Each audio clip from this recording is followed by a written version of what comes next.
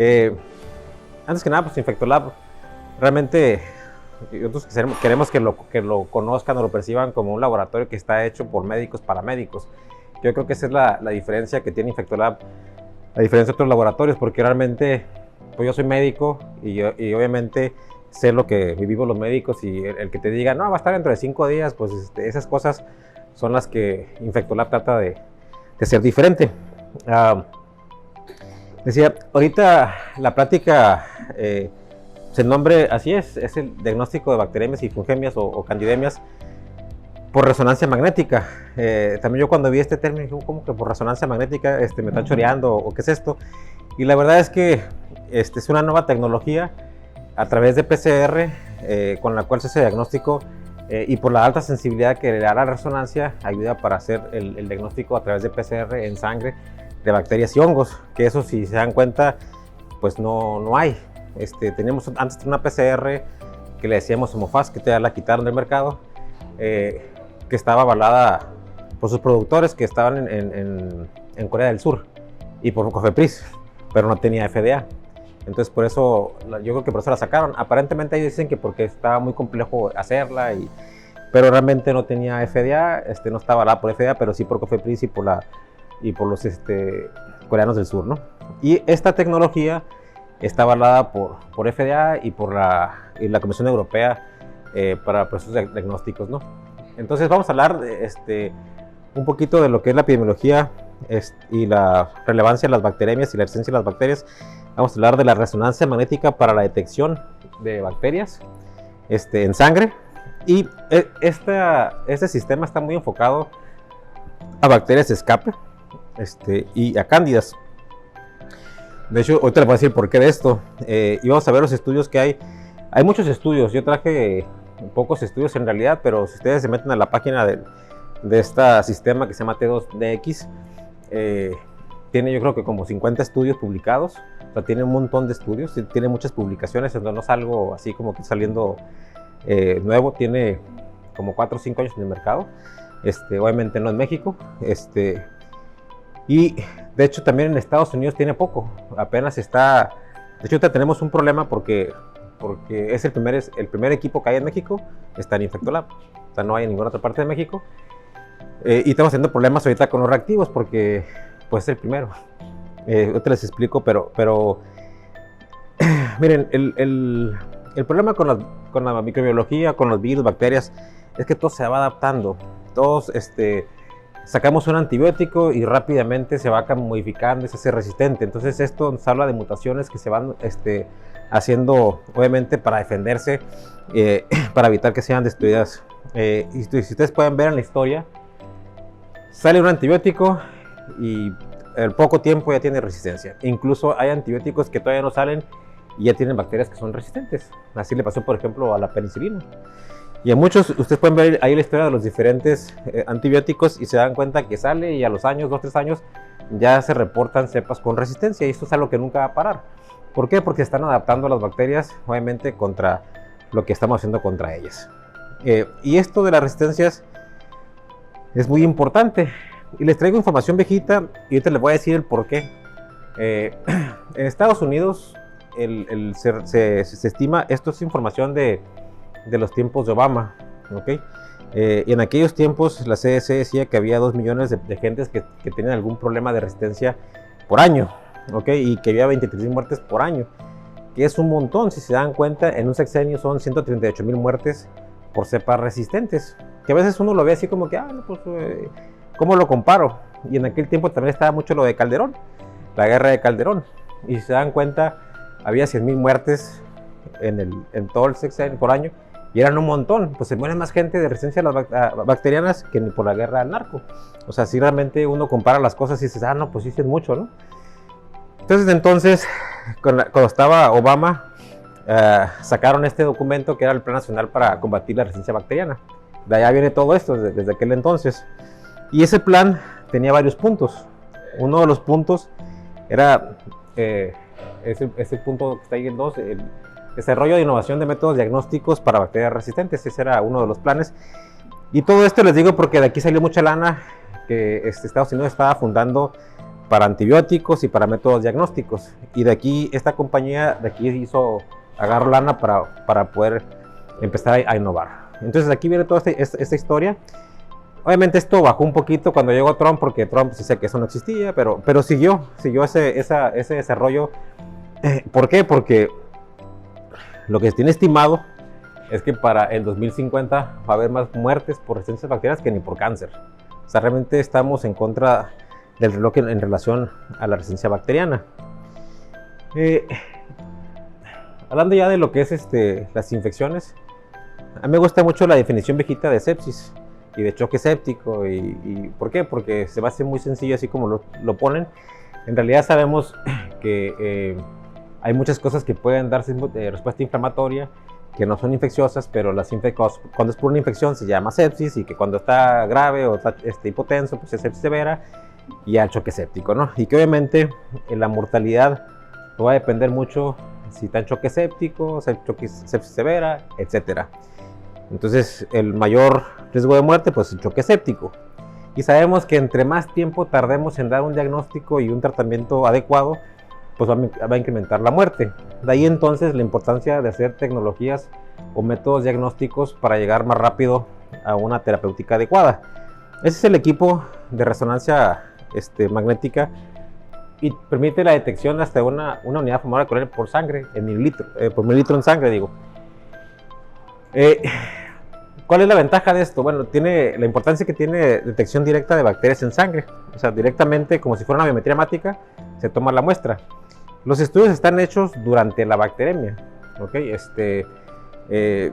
Con todo el hemocultivo, los estudios están hechos así: tiene fiebre, piensa que tiene bacteremia, tómale hemocultivos y tómale un tubito de ETD, o sea, un morado, 4 mililitros para que se corra la prueba, ¿no?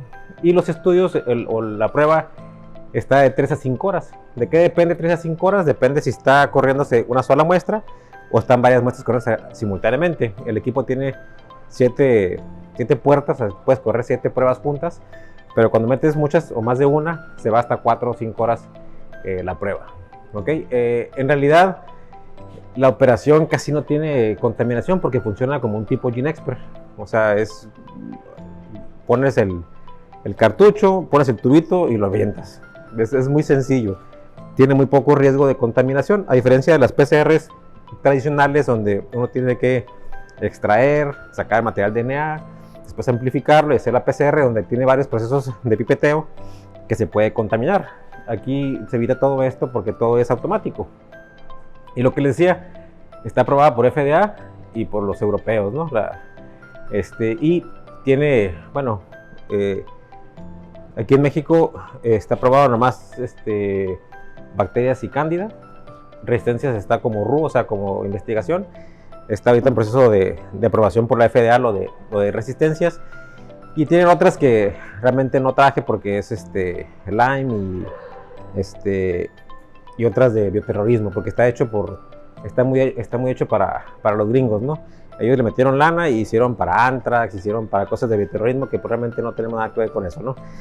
Y en el pipeline de ellos tienen una prueba que van a hacer 250 bacterias en sangre, y esa es la que va a estar probablemente suave. Bueno, ¿y esto cómo funciona? Bueno, esta es más bien la diferencia entre un hemocultivo y este tipo de pruebas. Como lo ven ahí, un hemocultivo, pues en realidad cuando tomamos un hemocultivo tomamos una serie de hemocultivos. ¿Por qué? Porque para ver que no esté contaminado. ¿Por qué? Porque entre más sangre tomemos es más fácil que pesquemos una bacteria en el torrente sanguíneo, y por lo menos requerimos 2 sets, por lo menos. Y cada botella lleva 10 mililitros, estamos hablando de 40 mililitros de sangre. Si le tomas 3 son 60 mililitros de sangre, o sea, es un montón de sangre. Imagínense un neonato, pues eso está complicado, pues, o un niño está complicado. De hecho, incluso para los 4 mililitros, o sea, para un niño está complicado, para un neonato. Y hay como un buffer que se puede diluir. Si le pones por lo menos 2 centímetros de sangre y otros 2 del buffer, también funciona. Pero en el adulto, 4 mililitros no es ningún problema. Entonces, el proceso normal de un hemocultivo es que se mete a un sistema también automatizado, aunque en muchas partes tampoco hay estos en laboratorios, incubadoras automatizadas. La incubadora automatizada, que lo que hace es metes la botella y la bacteria se empieza a desarrollar. En cuanto crece la bacteria, empieza a producir CO2. Es la forma como el sistema detecta que está creciendo la bacteria, y eso ocurre en menos de 24 horas. Después de ahí ya el químico saca la botella, hace un frotis, hace un subcultivo, lo vuelve a cultivar. Total que esto lleva, dependiendo de 1 a 5 días, en tener un hemocultivo, ¿no? Y ya con identificación y todo, pues puede ser de 2 hasta 3, 4, 5, 6 días. Mientras que en el sistema T2, pues en realidad nomás se mete al sistema 3 a 5 horas y te da el resultado. Entonces, esa es la gran ventaja, que en 3 a 5 horas tienes el resultado comparado contra 5 días o más. Y más gráficamente, pues ahí lo ven. Pero la ventaja de todo esto es que, independientemente de que tengas un diagnóstico rápido, también te permite desescalar rápidamente, porque si tienes un paciente grave, quizás que tan choque séptico, lo voy a poner mero, line, caspo, a la siguiente se la puedo quitar. ¿Sabes qué? Pues no tuvo esto, le quito esto, o lo desescalo. Esa es la ventaja que tiene, porque lo va a estar antes de la siguiente dosis del antibiótico. ¿Cómo funciona esto de la resonancia? Bueno, se saca la sangre se destruye todas las células del componente sanguíneo, de tal manera que quedan solo las bacterias cuando hay bacterias en el tubo. Después, con unas perlas magnéticas se le pegan a la bacteria, se lisa la bacteria con esas perlas magnéticas y se libera el DNA de las bacterias, y se hace una PCR. Es una PCR que no tiene fluorescencia, a diferencia de las PCR normales. Y esa PCR, lo que se amplifica, se le pegan unas, como unas perlas magnéticas también, como unos imanes al DNA, y después se mete al resonador. Entonces, realmente lo que estamos haciendo es una PCR leída por resonancia magnética. O sea, se le ponen perlas magnéticas a lo que se amplificó, y de esa manera el resonador jala y te identifica qué es lo que tienes. ¿Ok? Por eso es muy sensible. Y bueno, ¿y qué es lo que cubre esta cosa, o qué es lo que busca? Pues tiene diferentes paneles. Decía, está muy hecho al escape. ¿Por qué? Porque escape era lo que decía el CDC que era el problema. Escape. Entonces, y esto está patrocinado por el gobierno de Estados Unidos. Entonces, si ven ahí, enterococo, staph, klebsiella, acinetobacter, pseudomonas y E. coli, es lo que busca el T2 bacteria. T2 cándida busca las más comunes: albicans, tropicalis, cruzei, larvatra y parapsilosis. Y están haciendo uno que está ahorita en Estados Unidos, que es rugo, que es la cándida auris, que saben que es una cándida pues nueva o reciente descubrimiento, que es resistente a muchos antifúngicos, que es el gran problema, pues. Y también tiene un panel de resistencia que te busca si tiene beta-lactamasas de espectro extendido, que te busca si tiene metaloenzimas, si tiene carbapenemasas, si tiene bueno, ahí por ejemplo ven, KPC es una carbapenemasa, las OXA, que son las que dan resistencia a Acinetobacter, que también son carbapenemasas. Otras carbapenemasas que son las metaloenzimas, que cuando tienen metaloenzima pues no le pueden dar nada más que Aztreonam y Sabicefta. Las ETX, que son las de amplio espectro o espectro extendido, y también la AMC. La AMC es importante porque la AMC en los cultivos no la podemos identificar, porque son beta-lactamasas de espectro extendido que se expresan cuando tú das el antibiótico. Cuando das el antibiótico se activa el AMC, y entonces en el cultivo sale que es sensible y en realidad es resistente. Y esto ocurre por ejemplo con Serratia, ocurre con Acineto, ocurre con Morganella. Con algunas bacterias ocurre esto, y que no lo podemos identificar solamente cuando el paciente falle. Entonces decía, ¿por qué esto del escape? Pues porque está hecho a la medida que pidió el CDC. El escape es el gran problema. Si ven, dentro de la OMS, las prioridades clínicas era la crítica, Acinetobacter, Pseudomonas, Enterobacterias BLE y CRE, y está hecho por eso a esas bacterias. Alta prioridad, Enterococcus faecium, banco resistente, Staph aureus, banco resistente y resistente a la meticilina. Entonces por eso se hizo así el T2 bacteria. Aquí por ejemplo les muestro, son las bacteremias que hubo en el general el año pasado, aquí en el Hospital General. Si se dan cuenta, cuando comparan con lo que contiene el catálogo de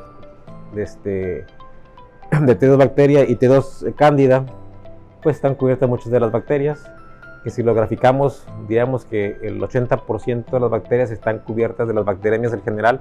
Si hubieran tenido un T2 se hubiera identificado, 10% fueron cándidas y un 7% que no están en este panel que nos hubieran identificado. ¿Okay?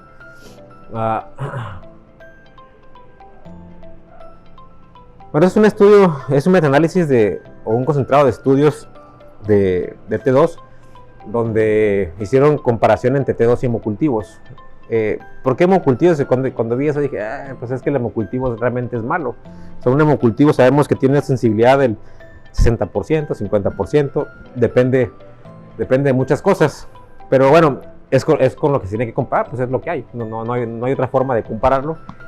Y aquí lo que hicieron es, si ven en la tabla, aquí están todos los estudios, son 14 estudios, aquí ven T2 positivos, el tiempo de reporte, los hemocultivos positivos, el tiempo de reporte, el delta en tiempos y el radio entre positivo y negativo de hemocultivos y T2. Entonces, si vemos uno por uno, todos se parecen en el sentido que, si ven por ejemplo el primero, dice fueron 48 T2 positivos, se reportaron en 4.9 horas, ¿ok? Hemocultivos de esta corte, de este estudio, únicamente fueron 21 hemocultivos positivos, ¿ok? Y se reportaron en 90 horas, es decir, una diferencia de 88 horas entre una tecnología y otra, y 2.2 veces más T2 positivos que hemocultivos positivos. Y así lo pueden ver de uno por uno, y en resumen te dice que con T2 se detectaron 604 T2 positivos contra 198 hemocultivos positivos, es decir, tiene 3 veces más capacidad de detectar las bacterias por T2 que por hemocultivo. Y el tiempo, pues 4.6 contra 53, o sea, es un montón la diferencia de tiempo, ¿no? Y aquí lo pueden ver, por ejemplo, graficado. Para enterococo más que los hemocultivos, Staphylococcus más que los hemocultivos, Klebsiella más, Acinetto, Pseudomonas, E. coli, en todas las bacterias es más frecuente la detección por T2 que por el hemocultivo. ¿Okay? Y recuerden que esto se hizo a la par. Hemocultivos, se toman las muestras y se toma el tubito morado para el T2 bacteria. No me preguntaron, oye, ¿se puede tomar así en frío? Pues no sé, la verdad es que los estudios están hechos así en bacteremia. Es que si esto funciona o no sin fiebre y eso, pues quién sabe, a lo mejor sí. El otro que teníamos supuestamente era así, llegabas y tomabas con escarometría. Están todos los estudios hechos durante la bacteremia o durante lo que parece que es bacteremia, ¿no? Bueno, ahorita vamos a ver, pero también es para cándida y lo mismo, ¿no? Más cándidas diagnosticadas por T2 que por hemocultivos. Y este estudio igual es un solo centro para ver qué pasa, y realmente fue un año de estudio en un solo centro. Pacientes que tenían bacteriemia, que le hicieron el T2 junto con los hemocultivos, y era el impacto de mortalidad a 21 días. ¿Ok? Y aquí lo que ven es que realmente fueron pocos los que se documentaron. Por ejemplo, ven en lo primero que son T2 positivos con hemocultivos negativos. Aquí ven las bacterias, o sea, estos fueron T2 positivos, enterococo, Klebsiella, y también ven que hay muchas que son así como mixtas, que tienen dos bacterias, Klebsiella con Acinetobacter, Pseudomonas, E. coli.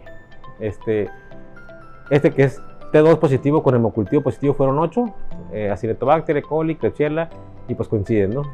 Y acá son T2 positivos con hemocultivo, pero negativos con hemocultivo positivo. Y si se dan cuenta, las principales pues fueron las contaminaciones, que son los Staph epidermidis. 5 Staph epidermidis. Aquí se escapó supuestamente una Klebsiella y una Acinetobacter que le escapaban al sistema T2. El resto eran puras contaminaciones por Staph epidermidis. Okay, entonces la concordancia realmente es baja, es 58%. Dices, bueno, y entonces, ¿no será que son contaminaciones? Porque eso es lo que dije yo, pues ¿cómo sé que realmente lo que dice que es, sí es? Y ahorita lo vamos a ver.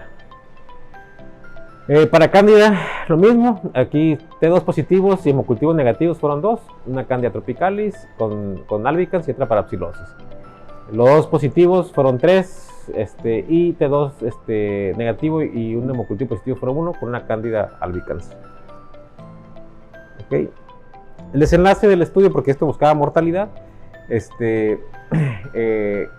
los T2 recibieron menos frecuentemente terapia inapropiada de antibiótico, 5.8 contra 38. ¿Por qué? Porque decíamos que le modifica rápidamente el esquema.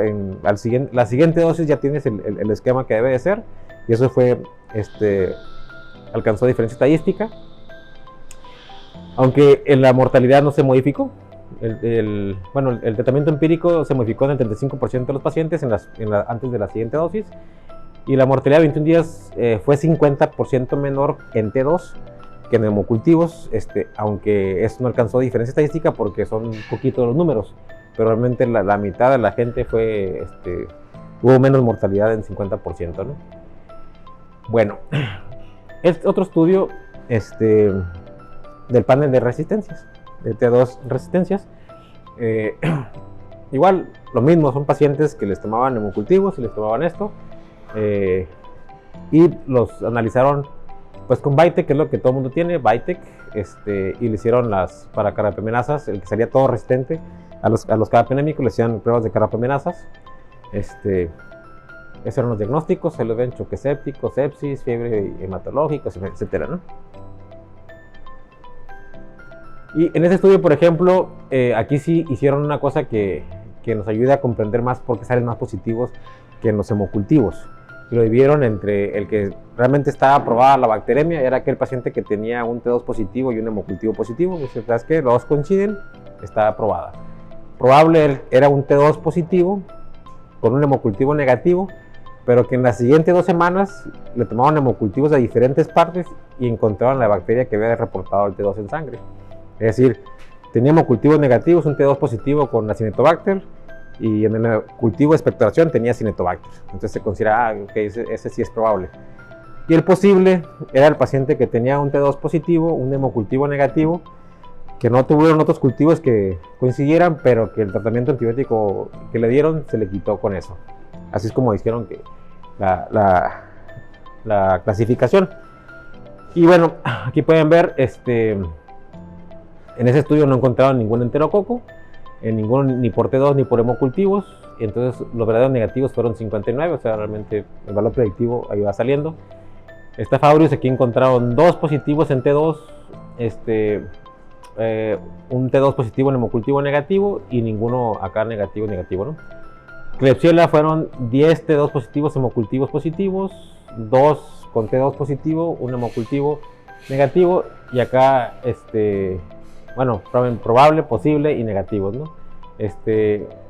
Acinetobacter, 2 probadas, 8 probables, 1 posible, 0 negativos, no falsos negativos. Pseudomonas estuvo curioso porque nomás fueron 2 pacientes con pseudomonas, bueno, 3, y fue 1 probada, una probable y un falso negativo, ¿no? E. coli fueron 2 probadas, 1 posible, y ya en total fueron estos, ¿no? 17 probados, 12 fueron probables, 4 posibles, un falso negativo que fue las pseudomonas, de 321 que fueron negativos, ¿no? Y esto les da una sensibilidad y especificidad del 94-95% para estas pruebas. Bueno, la concordancia nuevamente fue de 75%, 50-67. Ya cuando hacen la unión sube la sensibilidad.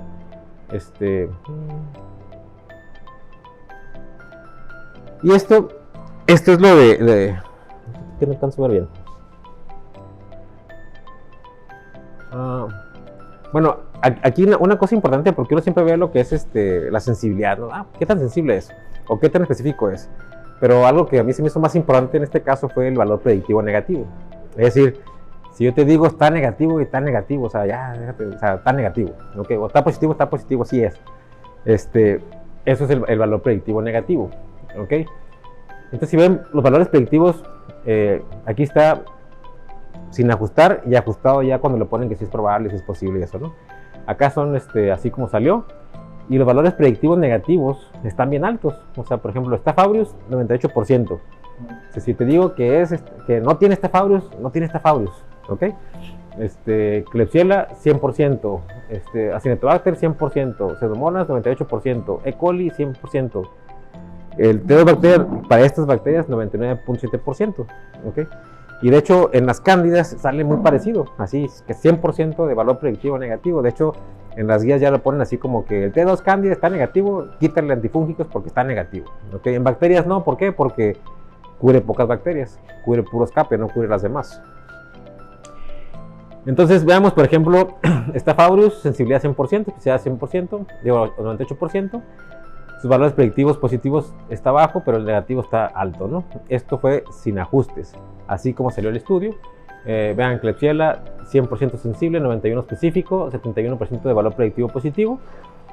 Y así, el único que salió bajo fue Pseudomonas, porque eran 3 Pseudomonas, de las cuales era uno confirmado, uno probable, y el otro fue un falso positivo. Entonces, total que para el panel de T2 bacterias fue 94% sensibilidad, 95% especificidad, y bajó a 51 por lo de las pseudomonas, ¿no? Y el 99.7 de valor predictivo negativo. Cuando lo ajustan, es decir, cuando lo hacen lo de que si es posible, que si es probable, vean cómo aumenta la sensibilidad y los valores predictivos. El positivo se va a 100% en todos, el negativo 100% en todos, excepto que era pseudomonas, porque decíamos que más eran tres muestras. Y las sensibilidades también están pues en 100%, excepto pseudomonas, porque eran 3 muestras, de las cuales era una y una. ¿Ok? Pero realmente dices, bueno, pues se va muy alta la sensibilidad, especificidad y los valores predictivos positivos y negativos. Y esto es lo de resistencias.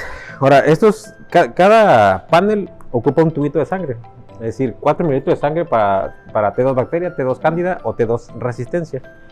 Entonces aquí lo que hicieron es, ya tenías los hemocultivos y lo hacían tanto el T2 bacteria y T2 resistencias a la vez.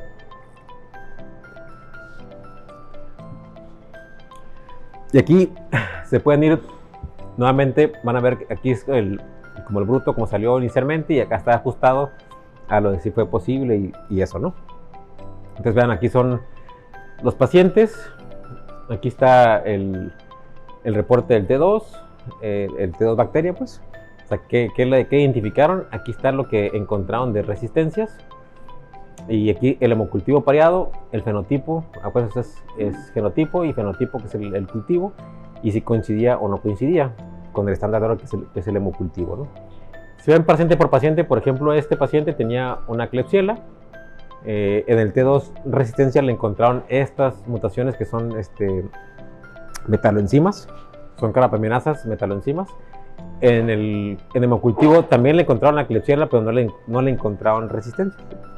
Salió sensible a carapanémicos, cuando por genotipo está resistente a carapanémicos. Entonces aquí no concordó, ¿ok? El segundo paciente le encontraron una Acinetobacter por T2. Tenía también metaloenzimas. En el hemocultivo pues, no creció. No le encontraron, pues obviamente no tiene resistencias y tampoco coincide. Los demás empiezan a coincidir. Aquí, por ejemplo, ven una Klebsiella por T2 con KPC. Y en el hemocultivo, Klebsiella y KPC se la identifican también acá en el cultivo. O sea, sí coincide. Ese otro que no coincide, que está acá, es que le encontraron una Klebsiella, no le encontraron resistencias por el sistema. Sí le encontraron la Klebsiella en sangre, con KPC en sangre, en el hemocultivo. Nuevamente, vean, hay varios que encuentran varias bacterias a la vez. Klebsiella Acinetobacter, Klebsiella Acinetobacter, con todas KPC y aparte estas metaloenzimas, que igual fueron encontrados en sangre, en el hemocultivo. Igual le encontraron una metaloenzima, pero tenía varias, etcétera. Entonces lo que ven aquí es que hay unos que no coinciden y otros que sí coinciden. Entonces, cuando vemos el ajuste que se hace, es decir, se buscaron otros cultivos y ves si se encontraron en otras partes, ¿qué es lo que encontraron? Bueno, otros cultivos, por ejemplo, que no se había identificado. Se había identificado la Klebsiella tanto en el T2 como en el hemocultivo, pero acá no se identificó la resistencia. en otro cultivo también le encontraron Klebsiella, ¿ok? No le encontraron resistencia. En el otro que no coincidió, que es el segundo paciente que tenía una Acinetobacter, de la Acinetobacter que no se lo encontró en el hemocultivo, se encontró después en el lavado bronquial, y también tenía carbapenemasas, ¿ok? Acá está otro que tampoco habían coincidido, que acá no le identificó el T2, pero sí identificó el T2 resistencia, le encontró una KPC. Los hemocultivos no encontraron ni la bacteria ni la resistencia, obviamente, pero se encontró la Klebsiella con KPC en otra parte. O sea, entonces, los hemocultivos tienen su sensibilidad y no son 100%. Entonces tú puedes tener una neumonía complicada con bacteremia y a lo mejor no encuentras la bacteremia o no lo vas a identificar, ¿okay? Y aquí estás identificando bacteremias que por hemocultivos no identificas.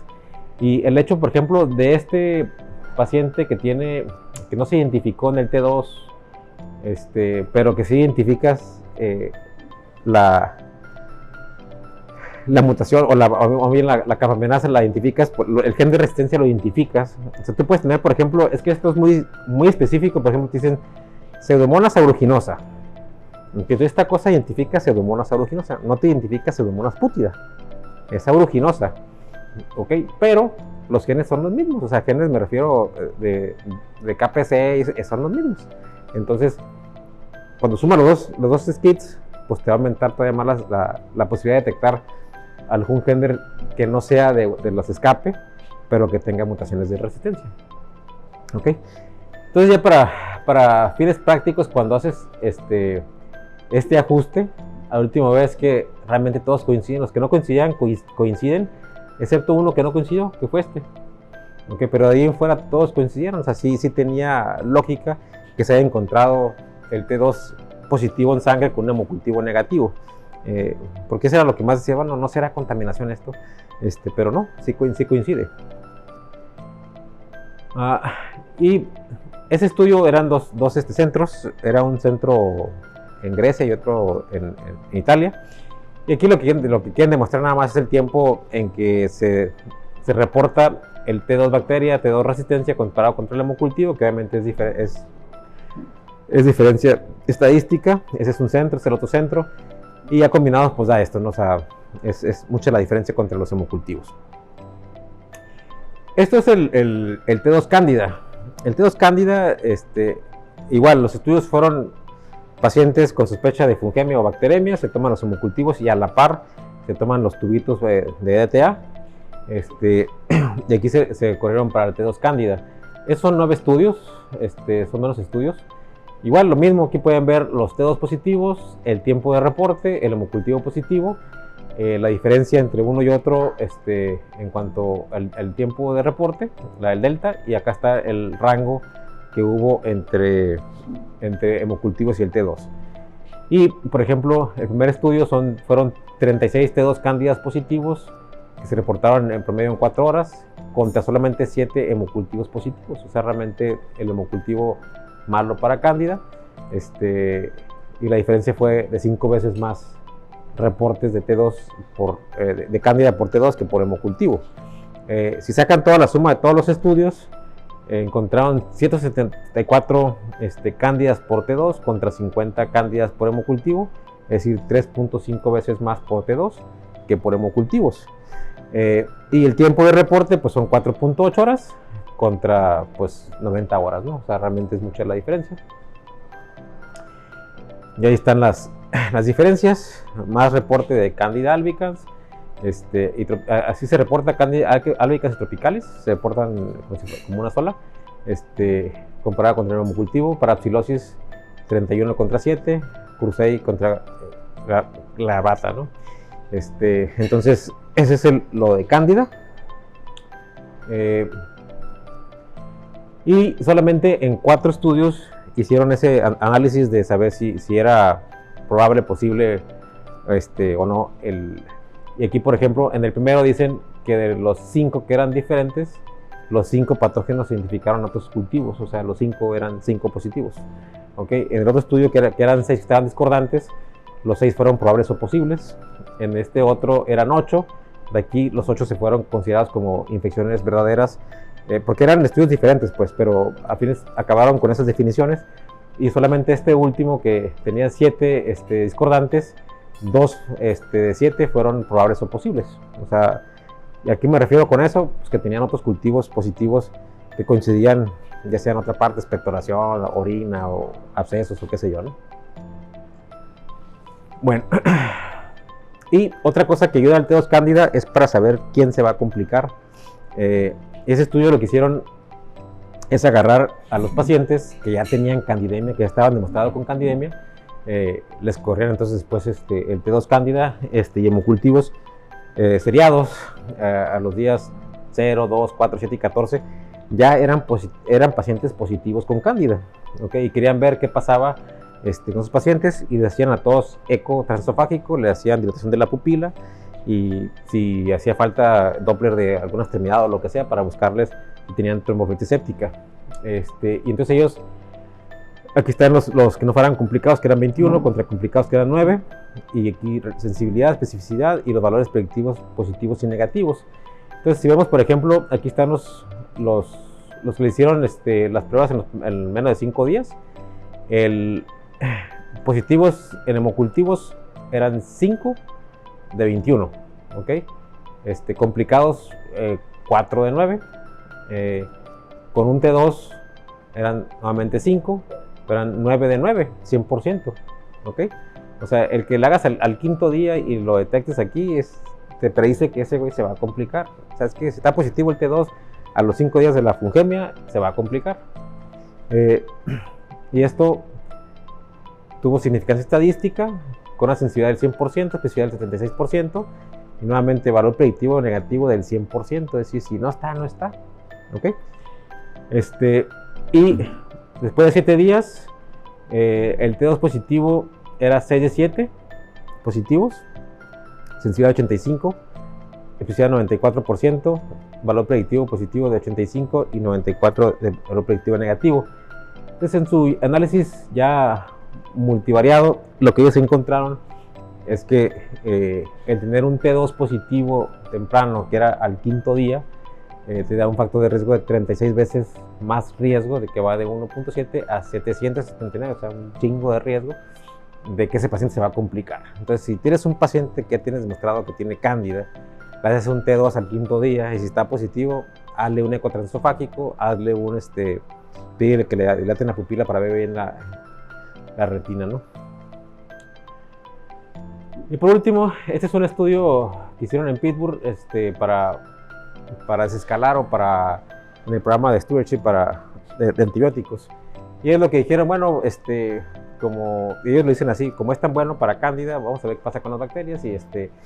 Y lo que ellos hicieron es pacientes con choque séptico que estaban ya con vasopresores, les hicieron un T2 cándida, hemocultivos, y aquí el que estaba positivo le daban si era Cruzei o Glabrata le daban caspofungina, si era Albicans tropicalis o parastiosis le daban fluconazol, esperaban 2 a 5 días, el hemocultivo estaba positivo, le seguían por 14 días, negativo por 5 días, ¿ok?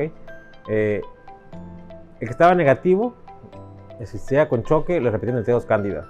Si ya se había resuelto el choque, le quitaron los antifúngicos. Aquí no dicen qué pasó con ellos, aquí nomás dicen qué es lo que vieron del consumo de antifúngicos. Y de que empezaron a hacer eso, ellos dicen que con esa estrategia que les mencioné, bajan el consumo del 50% de antifúngicos con el T2 cándida. Entonces es otra forma de ver las cosas. Digo, realmente no es una prueba barata, es una prueba cara, pero también está bien caro la caspo que le falta. ¿Okay? Bueno, entonces en conclusiones, la resonancia magnética PCR es una tecnología que permite el diagnóstico pues, rápido de bacterias y fungemias en 3 a 5 horas. Tiene 3.5 veces más sensibilidad comparado con los hemocultivos. Permite el ajuste rápido de la siguiente dosis. Puedes empezar con un esquema muy amplio y después bajarlo de acuerdo a lo que te diga el T2. También permite identificar a la gente que se va a complicar el T2 cándida. saber a quién hay que hacerle un eco, a quién pedirle evaluación por oftalmo. Y los valores predictivos, sobre todo los negativos, en el caso de cándida, por eso dicen que es así como que tienes candidemia, hazle esto, y si piensas tener eso, está negativo, no tiene cándida, ya no le hagas al loco, no tiene cándida. Ok, dudas, preguntas.